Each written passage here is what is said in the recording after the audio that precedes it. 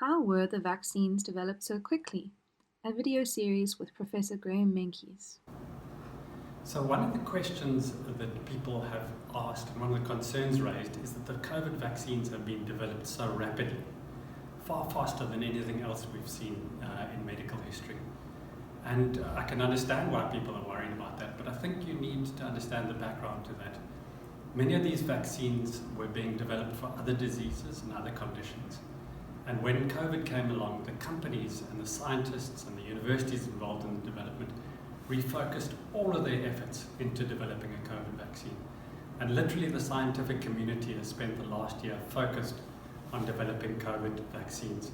So putting all of that effort together has meant that we've been able to rapidly develop effective and safe COVID vaccines. These vaccine trials have gone through all of the usual procedures, starting with laboratory experiments, then experiments in animals to see they're effective and safe, then going over to phase 1 trials in humans, where you do the trial in a small group of people to very closely observe them and see that the vaccine's safe.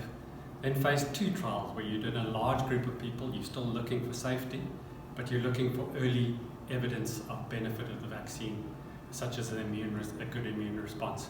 And finally, you do them in the large phase 3 trials that involve tens of thousands of people to show that the vaccine really works in preventing disease due to COVID, and at the same time observing very closely for the safety of the vaccine. I've been involved as an investigator at one of the trial sites in Cape Town for one of the vaccines, and I can tell you that no shortcuts were taken. There was a very rigorous collecting of information about side effects. All of that information went to the central database and was reviewed by safety committees and then reviewed by the regulators before a decision was made to go ahead with this vaccine. So while it has happened rapidly, it's followed all of the usual procedures and ensured safety of the vaccines that are now available to us. Proudly produced by the University of Cape Town, Project TeamCare and Groote Hospital.